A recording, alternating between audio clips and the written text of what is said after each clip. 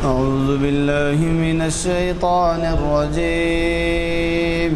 بسم الله الرحمن الرحيم.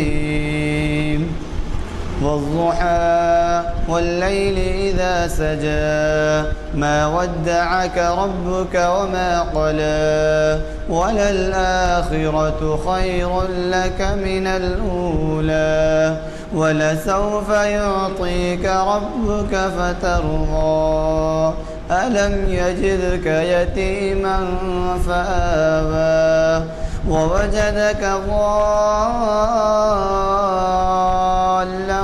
فهدى ووجدك عائلا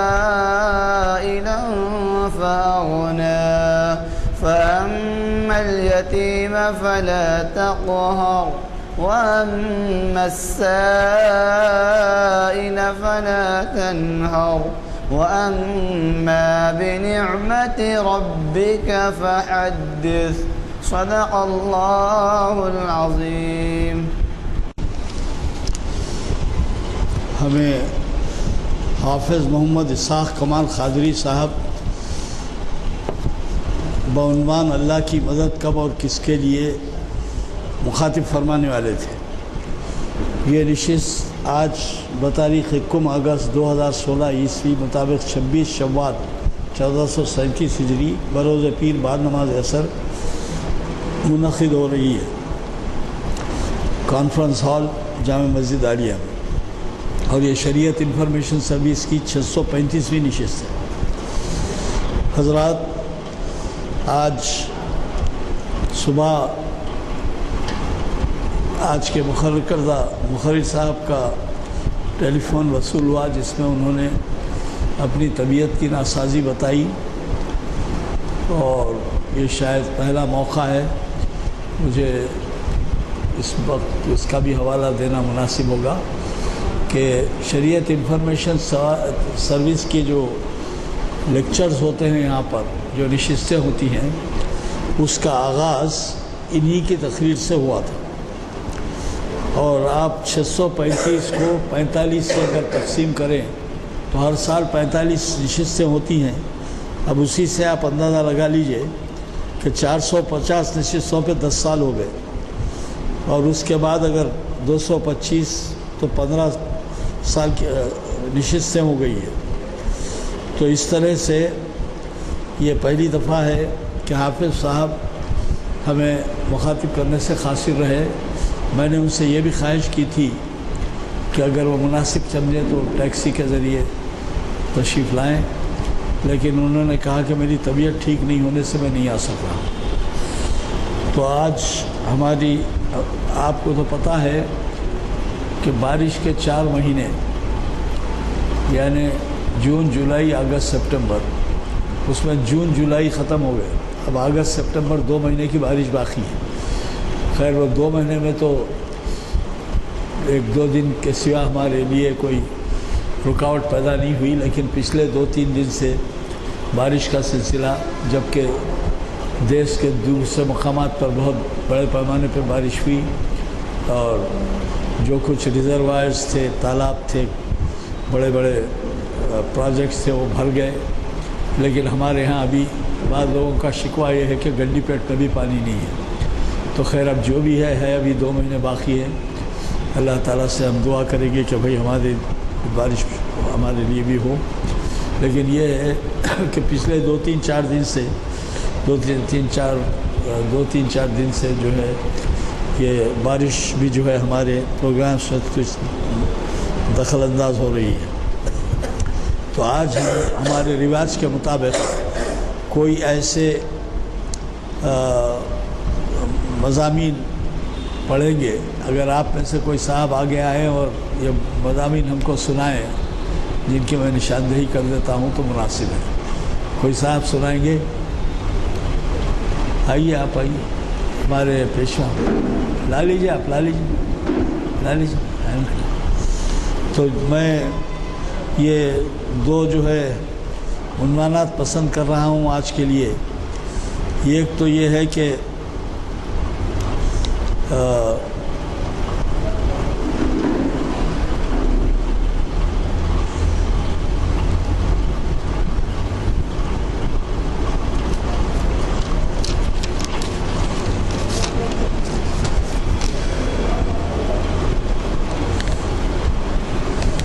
ایک تو یہ ہے کہ یہ عنوان ہے دین دنیا ایک دہلی سے ایک پرچہ نکلتا ہے، اور آپ تعجب کریں گے کہ یہ بہت سے قدیم پرچوں میں شمار کیا جاتا ہے، اور یہ جو ہے اشاعت کا 96واں سال اس کا ہے، یعنی 4 سال کے بعد میں سمجھتا ہوں صدی ہو جائے گی اس دہلی سے شائع ہوتا ہے یہ، اور اگست 2016 کا شمارہ ہے تازہ، تو اس میں جو ہے جو عنوانات ہیں اس میں سے جو آج میں نے پسند کیے ہیں وہ ہیں یہ نیک اور پاک باز بندے، یہ از جناب منظور فاخر صاحب، یہ 2 صفحے کا ہے، اور پھر اس کے بعد قرآن چومنے کے لیے نہیں بلکہ عمل کے لیے ہے، یہ جناب حافظ امام الدین اکبر آبادی،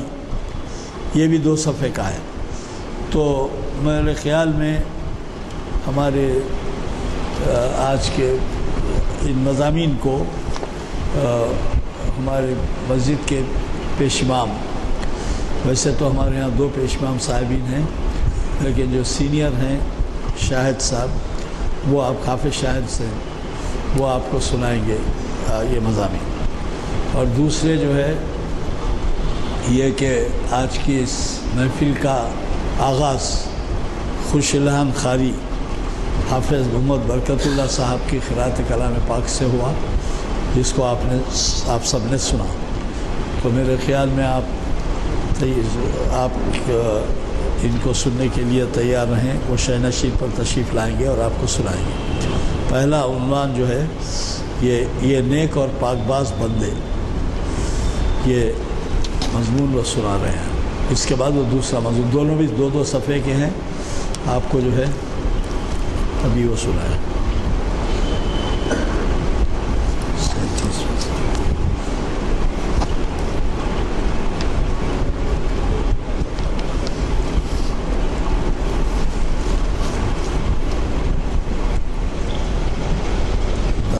بسم اللہ الرحمن الرحیم، نحمدہ و نصلی علی رسولہ الکریم۔ یہ نیک اور پاک باز بندے قرون اولیٰ کے مسلمانوں کے بلند کردار کی جھلک۔ سلیمان بن عبد الملک کی وفات کے بعد حضرت عمر بن عبد العزیز خلیفہ ہوئے۔ سلیمان کی تجہیز و تکفین میں سارا دن گزر گیا، رات مسلمانوں سے بیعت لینے میں کٹ گئی۔ 24 گھنٹوں کی مصروفیت اور رات بھر جاگنے سے آپ کی طبیعت بھاری ہو گئی، تو دوسرے روز صبح کی نماز کے بعد ارادہ کیا کہ تھوڑی دیر آرام کر لیں۔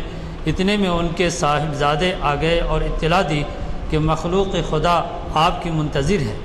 یہ سن کر حضرت عمر بن عبد العزیز نے کہا، میری طبیعت کچھ بھاری ہے، رات بھر کا جگا ہوا ہوں، ارادہ ہے کہ ذرا دیر آرام کر لوں۔ یہ سن کر بیٹے نے عرض کیا کہ پوری ملت کی نگاہیں آپ پر لگی ہوئی ہیں، شاید اس وقت آرام مناسب نہ ہوگا۔ کتنے ہی مظلوم ظالموں کے پنجہ میں پھنسے ہوئے ہیں، مجبوروں کے حقوق غاصبوں نے دبا رکھے ہیں، ہزاروں بندگان خدا انصاف حاصل کرنے کے لیے آئے ہیں، ان کی فریاد سننا نہایت ضروری ہے۔ بیٹا، رات بھر جاگنے سے طبیعت مقدر ہو رہی ہے، تھوڑی دیر آرام کر لوں، ظہر کے بعد سارے معاملات نمٹا دوں گا۔ خلیفہ نے بیٹے سے کہا۔ اس پر نیک دل بیٹے نے پوچھا، کیا آپ کو یقین ہے کہ اس دوران میں آپ کو موت نہیں آ سکتی؟ اگر خدا نہ خواستہ آپ سوئے کے سوئے رہ گئے تو ان ذمہ داریوں کا آپ خدا کے سامنے کیا جواب دیں گے جو آپ کے سپرد کی گئی ہے؟ خلیفہ نے کی بیٹے کی یہ باتیں سنی تو فرط محبت سے اسے لپٹا لیا اور فوراً معاملات نمٹانے کے لیے باہر آ گئے۔ یہ تھا قرون اولیٰ کے مسلمانوں کا بلند کردار۔ خلیفہ عمر بن عبد العزیز کا دستور تھا کہ نماز عشاء کے بعد اپنی صاحبزادیوں کے پاس جاتے تھے اور ان کی خیر و عافیت دریافت کرتے۔ ایک رات جب وہ گئے اور ان کی صاحبزادیوں نے محسوس کیا کہ ابا جان آ رہے ہیں تو انہوں نے اپنے ہاتھ منہ پر رکھ لیے اور دروازے کی طرف دوڑے۔ آپ نے انا سے پوچھا، یہ کیا معاملہ ہے؟ وہ بولی، آج ان کے کھلانے کو مسور کی دال اور پیاز کے سوا اور کچھ نہ تھا۔ اس خیال سے کہ آپ کو بو محسوس نہ ہو انہوں نے اپنے منہوں پر ہاتھ رکھ لیے ہیں۔ یہ سن کر حضرت عمر رو پڑے، پھر اپنی بچیوں سے فرمایا، اے بیٹیوں، اگر تمہیں انواع و اقسام کے کھانے ملیں اور تمہارا باپ آگ میں ڈال دیا جائے تو تمہیں کیا فائدہ پہنچے گا؟ یہ سن کر بچیاں رو پڑیں اور اتنا روئیں کہ ان کی آواز بلند ہونے لگی۔ یہ یاد رہے کہ خلیفہ عمر بن عبدالعزیز شہنشاہ وقت ہونے کے باوجود خلافت سے برائے نام وظیفہ لینے کی وجہ سے غریبانہ زندگی گزارتے تھے۔ ایک بار حضرت بہلول رحمۃ اللہ علیہ خلیفہ مامون رشید کے پاس گئے۔ خلیفہ نے کہا، آپ مجھے کوئی نصیحت کیجیے۔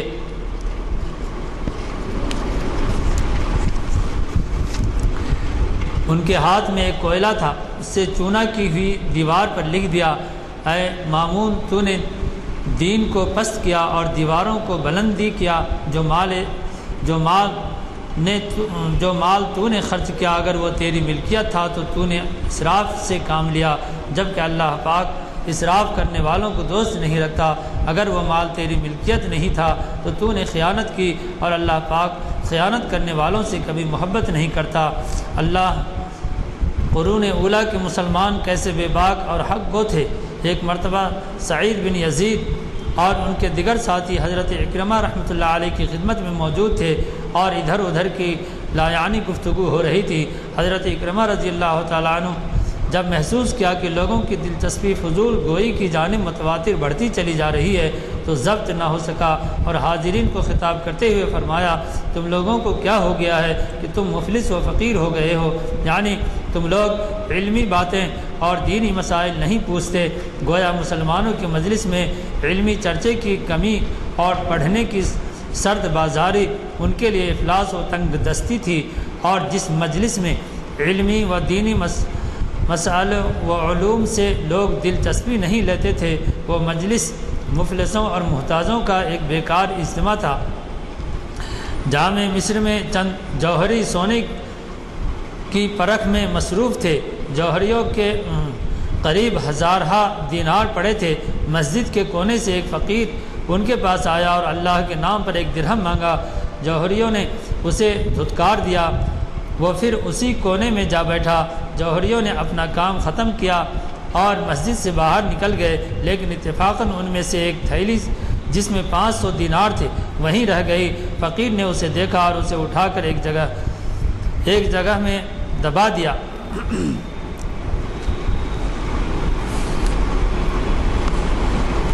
قرآن چومنے کے لیے نہیں بلکہ عمل کے لیے ہے۔ جب ہم عمل کرتے تھے تو ساری دنیا ہماری مٹھی میں تھی۔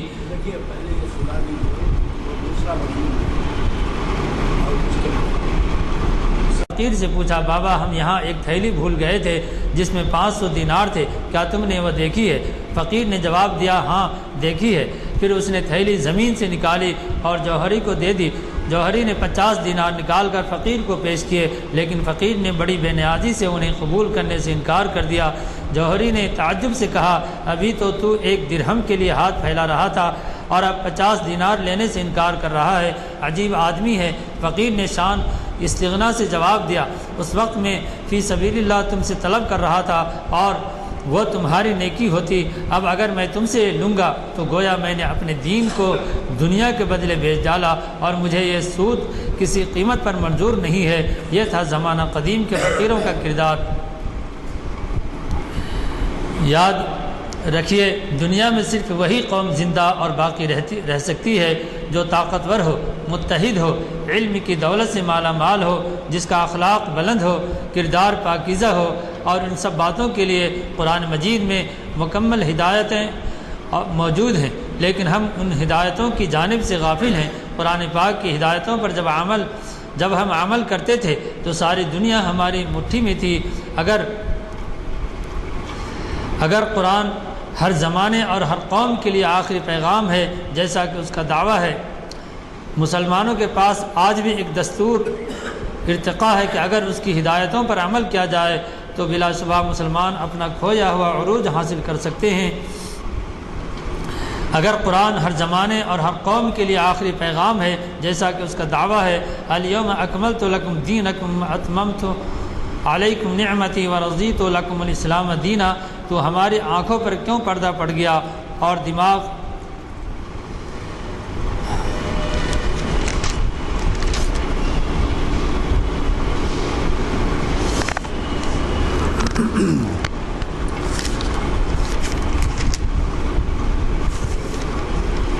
قرآن چومنے کے لیے نہیں بلکہ عمل کے لیے ہے۔ جب ہم عمل کرتے تھے تو ساری دنیا ہماری مٹھی میں تھی۔ دستور ارتقاء نے آج سے 1400 برس قبل عربوں کی تباہ حال قوم کو نکبت اور تباہی کے غار سے نکال کر تخت شاہی پر بٹھا دیا تھا، اور آج بھی یہ دستور ساری دنیا کے مسلمانوں کے لیے بہترین نسخہ کیمیا ہے۔ یہ دستور ارتقاء قرآن مجید ہے، جس نے مسلمانوں کو صرف عبادت اور ریاضت ہی کی تعلیم نہیں دی ہے، بلکہ انہیں دستور حیات سے لے کر دستور جہاں بانی تک ہر شعبہ زندگی کا سبق پڑھایا ہے، اور پچھلی قوموں کے عروج و زوال کے واقعات بیان کر کے ارتقائی منزلوں کی بڑی دانائی کے ساتھ رہنمائی کی ہے۔ لیکن ہماری حالت یہ ہے کہ ہم قرآن کو چومتے ضرور ہیں، اس کا احترام بھی کرتے ہیں، طوطے کی طرح اس کی تلاوت بھی کر لیتے ہیں، لیکن اس کی ہدایتوں کی جانب سے ہماری آنکھیں بند ہیں۔ کیوں معروف ہو گئے کہ ہم عقل بصیرت سے کام نہیں لیتے؟ ہمیں قرآن میں صرف روزہ، نماز، حج، زکوٰۃ اور نکاح و طلاق کے مسائل نظر آتے ہیں۔ عبادت وجدان ہی کی ہدایتیں کیوں دکھائی دیتی ہیں، اور اس سے آگے ہم قرآن مجید کی تعلیمات اور ہدایات سے استفادہ کیوں نہیں کر سکتے؟ کیا قرآن مجید میں بارش کا، نباتات و جمادات کا، پھر خاص طور پر فولاد، لوہے، تانبے، چاندی، سونا، موتی، مرجان، کوئلہ اور آگ، نیز پھلوں اور پھولوں کا ذکر کیا بے سود ہے؟ اور ہمیں سوچنا چاہیے کہ بہروبر چاند، سورج، ستاروں اور برق و باد کی طرف اشارے کیا صرف تفریح کے لیے ہیں؟ پھر گزشتہ قوموں کے عروج و زوال کی تاریخ دہرانا، حصول قوت پر زور دینا، مسلمانوں کو جنگ و صلح کی جانب متوجہ کرنا کیا بے مقصد ہے؟ ان تمام باتوں کے علاوہ زمین کی وراثت کی خوشخبری سنانا کیا مسلمانوں کے لیے دل کا بہلاوا ہے؟ نہیں، ایسا ہرگز نہیں ہو سکتا۔ یہ سب حقائق ہیں، کام کی باتیں ہیں، ترقی کی راہیں ہیں، جن کی طرف سے ہم نے آنکھیں بند کر لی ہیں۔ مسلمانوں کا ایک بڑا طبقہ اس مغالطہ میں مبتلا ہے کہ قرآن صرف عبادت کے لیے نازل ہوا ہے، اس کا دنیاوی سیاست یا علم و سائنس سے کوئی واسطہ نہیں ہے۔ حالانکہ حقیقت یہ ہے کہ قرآن کا جتنا حصہ تمدن و معاشرت اور حصول قوت و سیاست سے متعلق ہے، اتنا عبادت سے نہیں ہے۔ میں بے شمار ایسی آیتیں گنوا سکتا ہوں جن کے معنی و مطالب اور مفہوم سے ثابت ہے کہ مسلمانوں سے کہا گیا ہے کہ دنیا میں عزت کی زندگی گزارو، آزاد زندگی بسر کرو، قوت حاصل کرو اور عقل و بصیرت سے کام لو، آقا بن کر رہو، غلام بن کر نہیں۔ عملی قوتوں کو حرکت میں لاؤ، لیس الانسان الا ما سعی۔ اور یہ بھی کہا گیا ہے کہ صبر استقلال سے کام لو، اپنی قلت تعداد سے نہ گھبراؤ اور اپنے دلوں کو مضبوط رکھو۔ قرآن مجید کے نزدیک یہ سب باتیں بھی عبادت میں شامل ہیں، بالکل اسی طرح جس طرح نماز اور روزہ اور حج و زکوٰۃ ہیں۔ لیکن مولوی ہمیں یہ باتیں نہیں بتاتا، اس لیے کہ یا تو وہ خود جانتا ہی نہیں یا ان باتوں کو مسلمانوں کے لیے ضروری نہیں سمجھتا۔ درس و تدریس کے اوقات میں، مواعظ کی محفلوں میں، تقریروں اور تحریروں میں کوئی بتائے کہ کسی مولوی یا صوفی نے کبھی بھی اس پر زور دیا ہے کہ ان الارض یرثون عبادی الصالحین، یعنی زمین کی وارث صرف وہی قوم ہو سکتی ہے جس میں ان الارض یورثون عبادی الصالحین، ان الارض یرثون عبادی الصالحین، یعنی زمین کے وارث صرف وہی قوم ہو سکتی ہے جس میں زندگی کی صلاحیت ہو۔ اس کا صاف مطلب یہ ہے کہ اگر تم اپنے آپ کو زمین کا وارث بننے کا اہل ثابت نہیں کرو گے تو یہ زمین کسی دوسری قوم کے قبضے میں دے دی جائے گی۔ چنانچہ جہاں جہاں مسلمانوں نے قرآن کی اس ہدایت کو بھلا دیا ہے، وہاں کی زمین دوسری قوموں کو اللہ تعالیٰ نے دے دی اور مسلمانوں کے قبضے سے نکال لی ہے۔ مسلمان تو تمام عالم کے نظم و نسق اور تمام انسانوں کی بہتری کے لیے آیا تھا، اس کا فرض تھا کہ آدم علیہ السلام کے اولاد کو ایک ہی مرکز پر جمع کرتا، اور اس نے ازل میں یہ بات منظور بھی کر لی تھی، وعدہ کیا تھا کہ اس ذمہ داری کو، اس امانت کو میں اٹھا لوں گا۔ حالانکہ آسمان، زمین اور پہاڑ اس امانت کے بار کو اٹھانے سے کانپ گئے تھے اور انکار کر دیا تھا، مگر مسلمان نے اس بار امانت کو اٹھانے کی ہمت کی اور وعدہ کیا، مگر افسوس کہ وہ اس وعدہ کو پورا نہ کر سکا۔ قرآن مجید میں ارشاد باری ہے، ہم نے آسمان و زمین اور پہاڑوں کے سپرد یہ امانت کرنی چاہیے، مگر اس بار امانت کو اٹھانے سے سب نے انکار کر دیا، سب ڈر گئے، مگر انسان نے اسے منظور کر لیا اور اس بوجھ کو اٹھا لیا۔ یہ کتنا نادان اور نڈر ہے۔ جس امانت کا اللہ جل شانہ نے ذکر فرمایا ہے وہ امانت کیا تھی؟ یقیناً حق و انسانیت کے بلند کرنے کی امانت تھی، آدمی کو انسان بنانے کی امانت تھی، عدل و انصاف اور رحم و کرم کو قائم رکھنے کی امانت تھی، باہم الفت و محبت کا سبق دینے کی امانت تھی، اور ایک ہی مرکز، ایک ہی طاقت کے روبرو سب کو جھکانے کی امانت تھی۔ ابتداء اسلام میں اس امانت کے بار کو مسلمانوں نے اٹھایا تھا، مگر افسوس کہ 30-40 برس کے اندر اس کی گردن دکھ گئی، ہاتھ پاؤں پھول گئے، اور وہ اس بوجھ کو پٹک کر اس بار سے سبکدوش ہو گیا، گھبرا گیا، اور وہ راستہ بھول گیا جو قرآن کریم نے بتایا تھا۔ اب یہ گشتہ راہ چاروں طرف بھٹکتا پھرتا ہے اور اسے کوئی راہ نہیں دکھائی دیتی، اور اب تو اس سبق کو بھی بھول بیٹھا ہے۔ کنتم خیر امت اخرجت للناس، یعنی اے مسلمانوں تم ایک بہترین امت ہو جسے اقوام عالم کی بہتری کے لیے مقرر کیا گیا ہے۔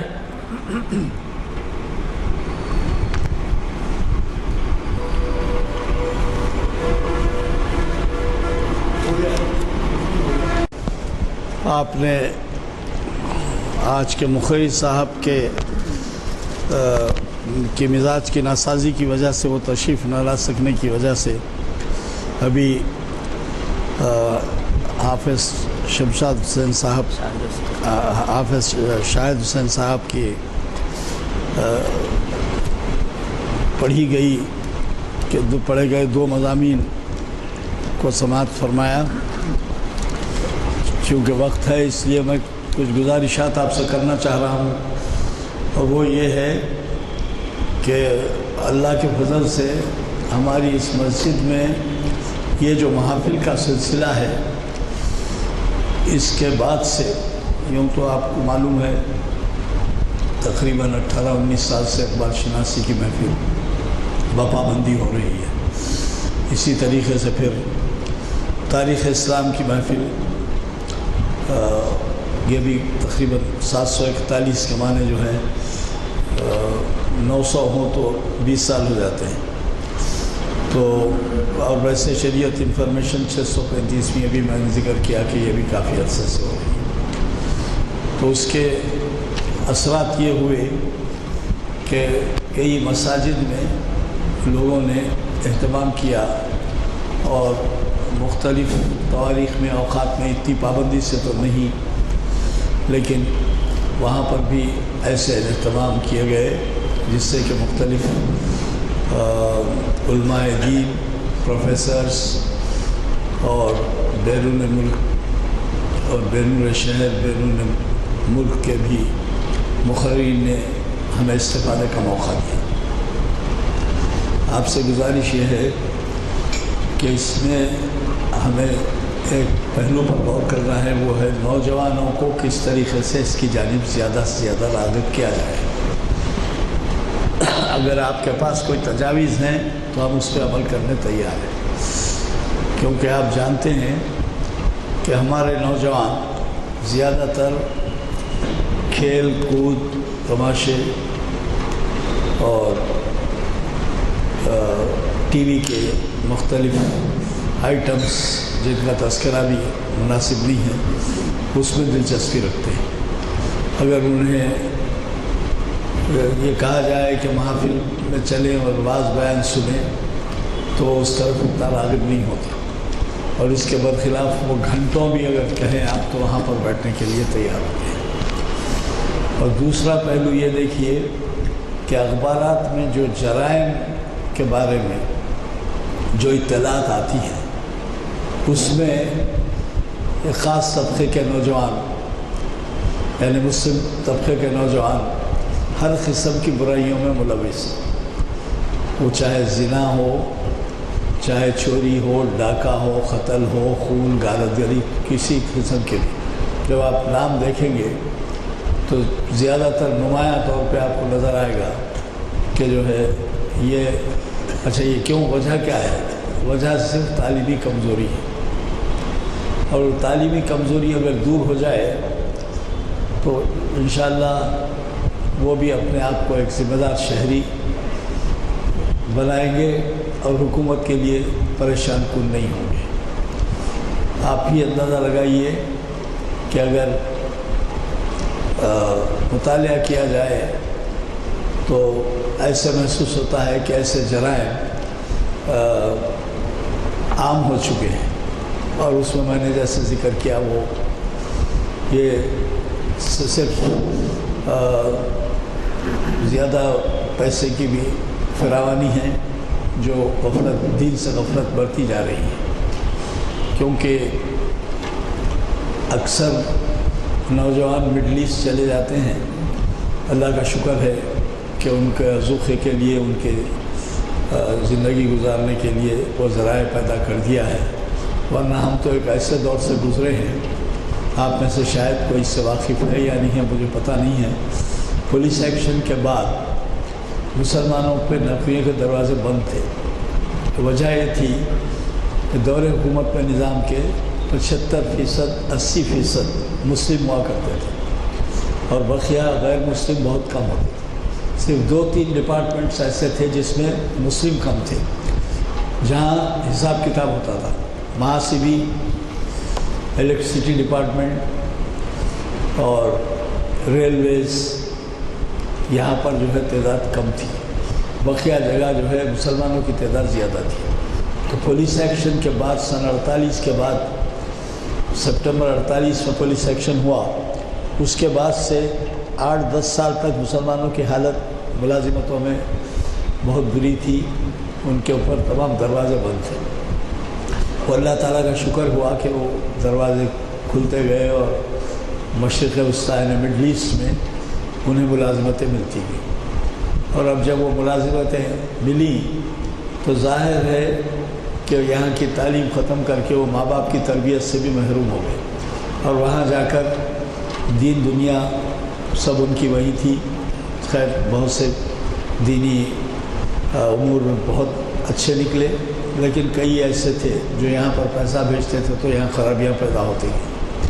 تو اس کا نتیجہ یہ، میں نے جن جرائم کا ذکر کیا ہے وہ جرائم آپ کو پتہ نہیں ہے، ہم ایسے تعلیمی اداروں سے وابستہ ہیں جہاں پر جب سوال کیا جاتا ہے انٹرویو میں تو بڑے بڑے تعلیم یافتہ اور ڈگری رکھنے والے بھی صحیح جواب نہیں دے سکتے۔ مثال کے طور پہ میں اس وجہ سے سنا رہا ہوں، میں انوار العلوم کالج کے، ممتاز کالج کے، Urdu arts and evening college کے سلیکشن بورڈ میں رہا ہوں، اور وہ سلیکشن بورڈ کا کام یہ ہوتا ہے کہ لیکچررز، پروفیسرز، ان کو جو ہے ان کا انٹرویو لے، اور انٹرویو لے کے کسی جتنی بھی جائیدادیں ہیں ان کو تقرر کے لیے سفارش کریں، ظاہر ہے تقرر ہو جاتا ہے۔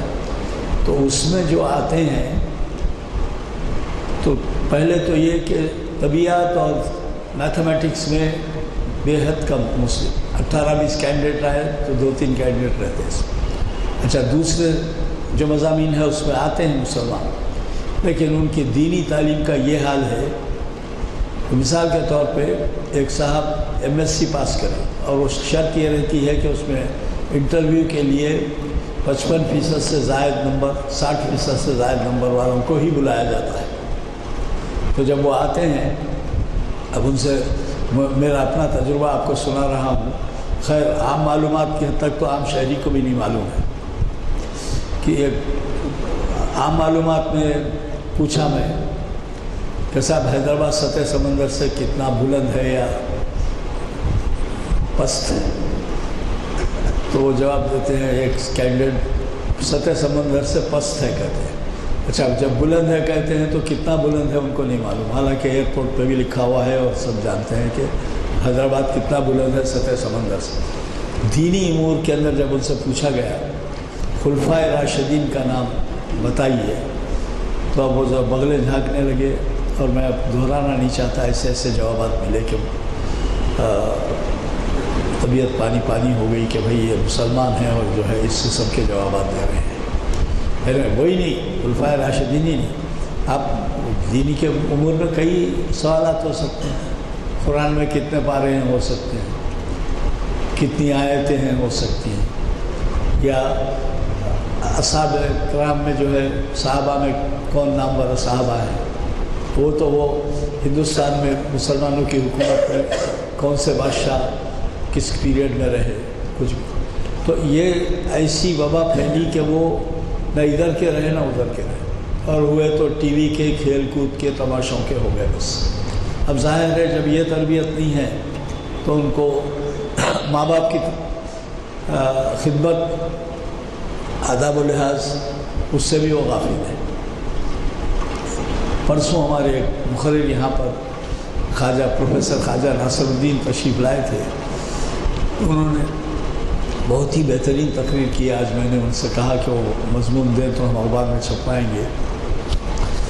तो उन्होंने ये बात बताई कि अल्लामा इकबाल का इंतकाल जो है आप जानते हैं 1938 में हुआ। तो अब 1938 से हम 1938 में हुआ, अब हम 2016 में हैं। तो वो बता रहे थे कि साहब इतना अरसा गुजर गया, ये गौर कीजिए कि अल्लामा इकबाल को जो फ़िक्र लाहक हुई कौम व मिल्लत की, कौम में मुसलमान ही नहीं बल्कि हिंदुस्तानी, तो कौम व मिल्लत की, इसमें ख़ास तौर पर मुसलमानों की कौम व मिल्लत की जो फ़िक्र लाहक हुई, तो पहले उन्होंने शिकवा लिखा है, जो आप सबकी कई वाकिफ़ होंगे, लेकिन नहीं वाकिफ़ है तो ज़रूर पढ़िए। वो शिकवा जब लिखे तो उनको जो है कुफ्र का फ़तवा दिया गया कि अल्लाह ताला से शिकवा कर रहे हैं और ऐसी ज़बान इस्तेमाल कर रहे हैं। उलमा ने दिया शिकवा कि ये जो है गैर इस्लामी है, बल्कि सुनते ये हैं कि बाज़ उलमा ने तो उनको काफिर भी कह दिया। ऐसा शिकवा लिखा हुआ। मिसाल के तौर पे रहमतें हैं तेरी अगियार के काशानों पर, बर्फ़ गिरती है तो बेचारे मुसलमानों पर, और ऐसे इस किस्म के कई अशार हैं उसके अंदर आपको मिलेंगे। तो हमसे ये गिला है कि वफ़ादार नहीं, तो अल्लाह ताला से शिकवा कर रहे हैं। हमसे ये गिला है कि हम वफ़ादार नहीं, तू भी तो दिलदार नहीं, तो अल्लाह ताला से शिकवा कर रहे हैं। तो बहरहाल मेरा मतलब ये है वो अशार पढ़ने के हैं और आप शिकवा ज़रूर पढ़िए। उसके बाद जब ये तमाम एतराज़ात हुए तो उन्होंने जवाब शिकवा लिखा अल्लाह ताला की तरफ से, कि वो जवाब शिकवे में उन्होंने वो ख्यालात पेश किए हैं जिससे अल्लाह ताला की नाराज़ी का इज़हार होता है कि क्या कौम थी और क्या है तुम क्या है, समझे ना। तो वो बयान करने का वक्त नहीं है, लेकिन आपको मौका मिले, अगर उर्दू से ना वाकिफ़ भी हैं तो शिकवे के ऊपर भी आपको मिलेंगे, जवाब शिकवा पे भी मिलेंगे उर्दू कुतुब खानों में, या हमारी किताब कुतुब जो कुतुब खाने हैं वहाँ पे मिलेंगे, दुकानों में मिलेंगे। मेरा मतलब ये है कहने का इस वक्त ज़रूरत है कि बुज़ुर्ग अपना रोल अदा करें।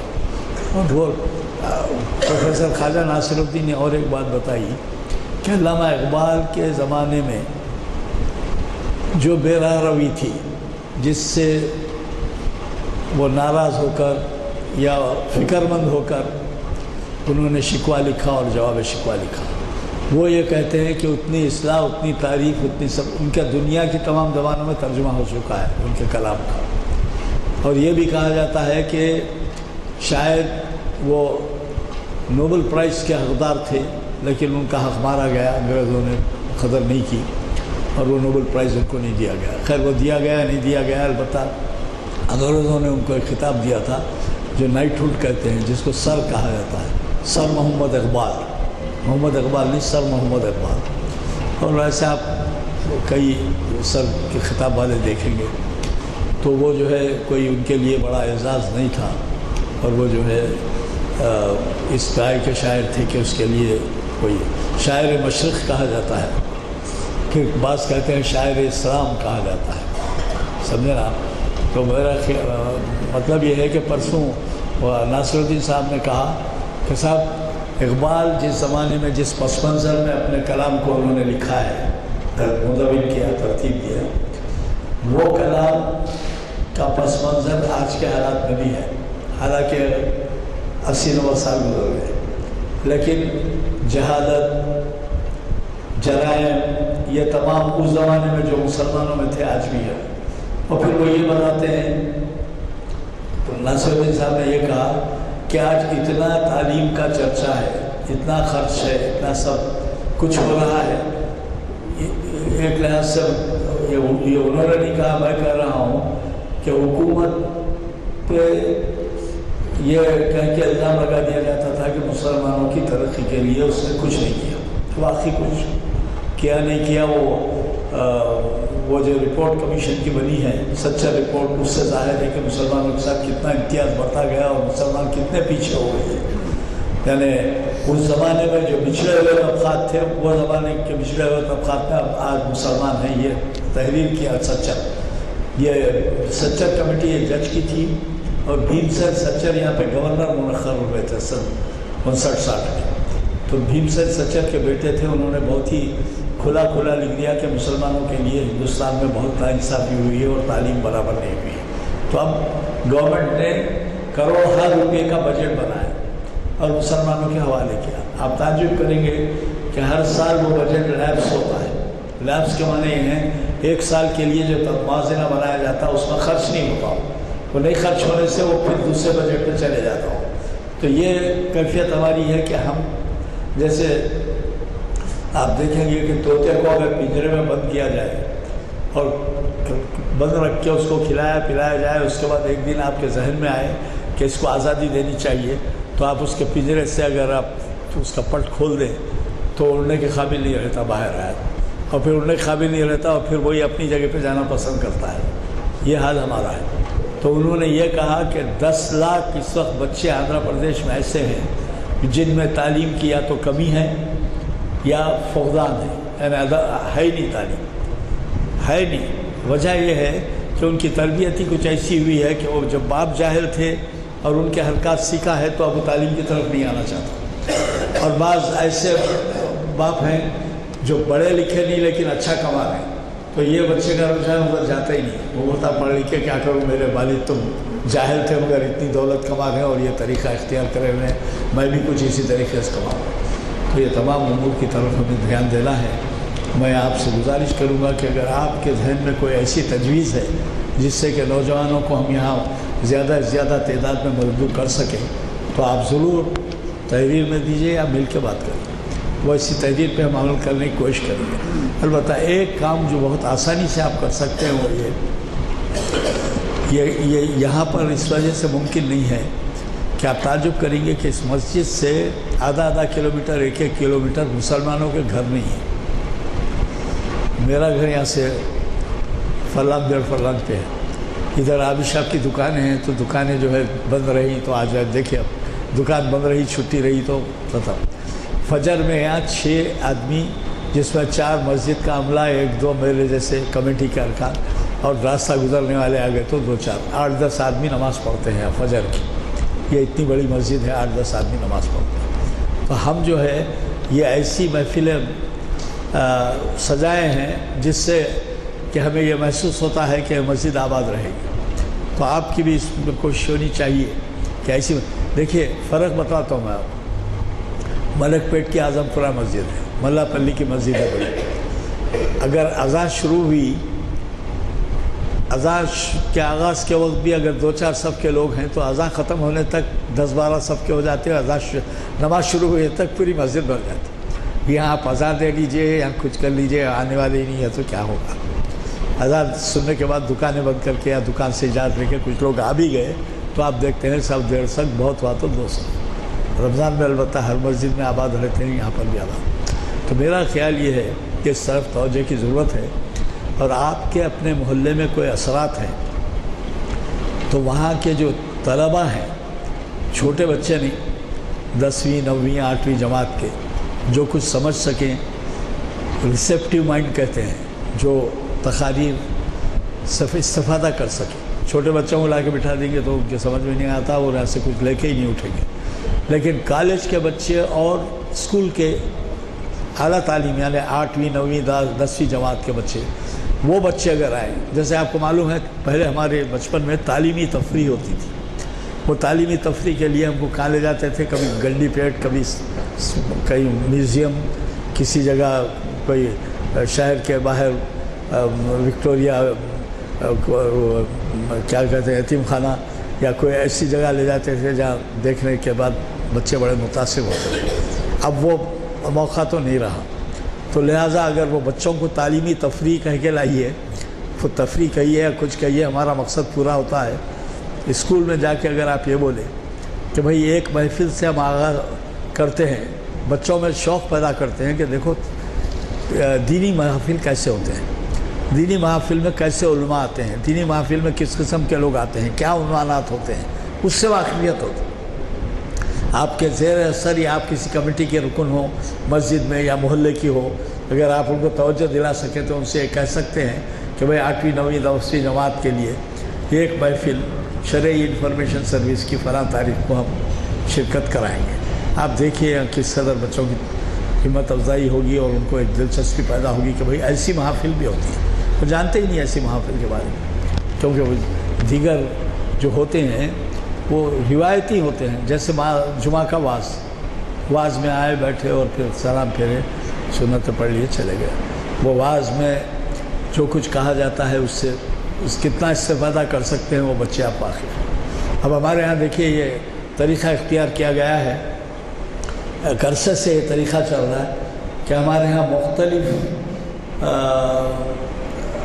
تنظیموں کے لوگوں کو مختلف جمعہ کے واعظ کے لیے بلایا جاتا ہے. ایک واعظ کو نہیں رکھا جاتا، کیونکہ ہوتا یہ ہے کہ ایک واعظ صاحب کو سنتے سنتے لوگ اگر بیدار ہوتے ہیں تو یا تو اٹھتے بیٹھتے ہیں یا دیر سے آتے ہیں، اب ان کو تو سن لیے ہم انتے ایسا. تو یہاں پر ہر جمعہ میں بدل کے بلایا جاتا ہے تاکہ ایک تو یہ پہلو ہے کہ بچوں میں دلچسپی، لوگوں میں دلچسپی قائم رہے، اور دوسرا جو ہے یہ مرکز ہے عیسائی مدرسوں کا، یعنی اطراف گن باؤنڈری میں زیادہ تر عیسائی مدرسے اور انگلش میڈیم. تو ہمارے یہ نوجوان بچے جو ان مدرسوں میں ہیں علماء سے واقف نہیں ہیں. آپ کے شہر حیدرآباد میں عالم دین کون ہیں، یا آپ دور کیوں جائیے، اگر فرض کیجیے اگر کوئی پوچھے کہ بزرگان دین حیدرآباد کے کیا ہیں، اگر کوئی بابا یوسف صاحب شریف صاحب کا نام لے لے، یا حضرت محدث دکن کا نام لے، تو عبداللہ شاہ صاحب کا، یا اور اس قسم کے نام لے، یہ تو چھوڑ دیجئے. اقبال کے ماہرین تو یہاں بہت سے پیدا ہوئے عثمانیہ یونیورسٹی کی وجہ سے، ان کو تو چھوڑ دیجئے. لیکن دینی امور کے اندر بھی کوئی علماء کے نام لیتے ہیں آپ، یا بڑی شخصیتوں میں نام لیتے ہیں، تو وہ بچے واقف نہیں ہیں. آپ پوچھ کے دیکھیے گھر میں اتنے آپ کے شہر حیدرآباد کے علماء سے اور دینی شخصیتوں سے آپ واقف ہیں، بچوں سے نام لے کے پوچھ کے دیکھیے یہ کون ہے بول کے، تو وہ نہیں بول سکتے. میری یہ سمجھ میں آ سکتا کہ مسلمانوں کے حیدرآباد میں آخری بادشاہ کون تھے، تو وہ نہیں بولے، کوئی بات نہیں. اور دینی امور کے جو بڑے بڑے ہماری شخصیتیں گزری ہیں، جو دنیا میں انہوں نے اپنا نام پیدا کیا ہے، ان کے بارے میں بھی وہ نہیں جانتے. کہ خواجہ بندہ نواز، ان کے بارے میں کیا ہے، پوچھ کے دیکھیے، نہیں جانتے. تو میں کتنوں کے نام گناؤں آپ کو. ایسی شخصیتیں عثمانیہ یونیورسٹی نے پیدا کی ہیں کہ جن کے نام لوں تو کسی کا نام چھپ جائے تو بے ادبی ہو جائے گی. اور ایسے ماہرین اقبالیات کے پیدا کیے ہیں. آپ تعجب کریں گے، ہندوستان میں سب سے زیادہ ماہرین اقبال حیدرآباد سے پیدا ہوئے ہیں، شہر حیدرآباد سے. ہندوستان میں بہت سے ہوئے ہیں، مختلف مقامات سے ہوئے ہیں، لیکن یہاں پر جو پیدا ہوئے ہیں، یہاں سے جو خدمت کیے ہیں اقبالیات میں، ایک ایک کا نام آپ کے سامنے لینا مشکل ہے. تو ایسے لوگ پیدا ہوئے. تو میری مختصراً گزارش ہے، وقت بہت لیا آپ کا، لیکن میرے دل میں تھا بہت کچھ آپ سب کا عرض کرنے کا، تو اس لیے جو ہے میں یہ سمجھتے ہوئے کہ آپ لوگ ایسے ہیں جو دل میں درد رکھتے ہیں اور اسی وجہ سے آپ کی حاضری یہاں پر پابندی سے ہوتی ہے. یہ بتائیے، یہ 20 سال سے محفل کا چلنا، یہ کیا کسی ایک شخص کی کارگزاری ہے؟ یہ تو ہرگز نہیں ہو سکتا، یہ تو سب کا تعاون ہے. اسی وجہ سے آج اب آپ دیکھیے ایک صاحب جو ہے یہ جو ویب سائٹ لگائے 1 لاکھ کے خرچے سے لگائے، وہ متاثر ہو کے انہوں نے بولے صاحب یہ آپ کلیا میں گڑ پھوڑ رہے ہیں، ایسی بہترین محافل ہوتی ہیں کہ اس کو دنیا میں سنا جانا چاہیے. تو انہوں جا کے وہ جب امریکہ جاتے ہیں تو سنتے ہیں، پھر وہاں سے ٹیلی فون کرتے ہیں وہ فلاں لیکچر میں سننا چاہ رہا تھا، وہ ابھی تک نہیں آیا اس کے اوپر. اب ظاہر ہے یہ ایسا ارینجمنٹ ہے، اس وقت نہیں جاتا ویب سائٹ، رات میں اس کے جو ہے ایڈیٹنگ ہوتی ہے، ایڈیٹنگ کے بعد وہ جب ڈالتے ہیں تو دوسرے تیسرے دن سے جاتا ہے. چنانچہ میں نے بھی جب کبھی میں باہر رہا ہوں، جدہ میں رہا ہوں یا دمام میں یا ریاض میں، تو میں بھی یہ محفل کو جو ہے برابر سنتا رہا، کیونکہ مجھے بے چینی ہوتی تھی کہ بھئی اچھے مقررین کے خطاب ہم مس کر رہے ہیں. اور یہی نہیں، ہندوستان کے ہی نہیں بیرون ملک کے بھی بڑے بڑے لوگ آئے یہاں پر ڈپٹی یونین منسٹر یونس سلیم صاحب آئے، مصلح الدین سعدی صاحب آغاز میں ہم سے وابستہ تھے، سید شاہ بلیغ الدین وہ پاکستان پارلیمنٹ کے رکن بھی رہے ہیں اور امریکہ کینیڈا جا کے بس گئے تھے، وہ انہوں نے خطاب کیا. اور میں آپ کے نام کیا گناؤں، شہر حیدرآباد ہی نہیں بلکہ بیرون شہر، بیرون ریاست، بیرون ملک کے لوگ بھی جو ہے مخاطب کیا. تو ان کی قدر کیجئے اور حتی الامکان ہمارا ہاتھ بٹائیے، کوشش کیجئے کہ جس قدر ہو سکے زیادہ سے زیادہ تعداد میں آپ ہی بتائیے. ایک چیز میں آپ سے عرض کروں گا جو میں نے بارہا کہا ہے کہ بعض حضرات کا جذبہ یہ ہوتا ہے کہ وہ 1 مہینہ 2 مہینے تبلیغ کے لیے چلے جاتے ہیں، ہے نا بھئی؟ آخر ان پہ بھی ذمہ داریاں ہیں، آپ کی ہماری بچوں کی بھی ذمہ داری ہے، گھر بار کی ذمہ داری ہے، ملازمت کی بھی. لیکن تبلیغ میں وہ حصہ لینے کے لیے اتنے بے چین ہوتے ہیں کہ اپنے خرچ سے کوئی 3 دن، کوئی 8 دن، کوئی مہینہ بھر، کوئی 2 مہینے باہر جاتا ہے. اور ہم اگر یہ کریں کہ اگر یہ اعلامیہ اگر کسی مسجدوں میں لگا دیں تو خدمت ہو جائے گی. کسی کو آپ لیتے 2-4 اٹھا کر، یہاں تو ایسے بھی لوگ گزرے ہیں جو اعلامیہ 1-2 لینے کے بعد، ارے صاحب آپ 1-2 ہی لے رہے ہیں، نہیں صاحب میرا اصول یہ ہے کہ میں اس کے زیراکس کرا کے تقسیم کرتا ہوں. اب اندازہ لگائیے ان کا جذبہ، یہاں سے زیادہ نہیں لیتے، وہ زیراکس کرا کے وہ تقسیم کرتے اپنے مساجد. تو اس وجہ سے ہم سے گزارش ہے کہ ذرا توجہ فرمائیں اور زیادہ سے زیادہ ہمارے ان محافل کو کامیاب بنانے میں اور اس کے مقاصد کو حاصل کرنے میں آپ ہمارا تعاون کریں. دعا فرمائیں. ہاں، چہارشنبے کے دن پیام مشرق کے عنوان سے جناب مصطفی مجاز صاحب کا خطاب ہے اور یہ ہے بعد نماز عصر اسی جگہ، جیسے کہ آپ ہمیشہ سے محفل اقبال شناسی کے محافل اٹینڈ کرے ہیں. وہ پیام مشرق علامہ اقبال کا مجموعہ کلام ہے، اس سے وہ سنا رہے ہیں. وہ اس سے پہلے ان کے فارسی کلام سے کو تکمیل کیے ہیں.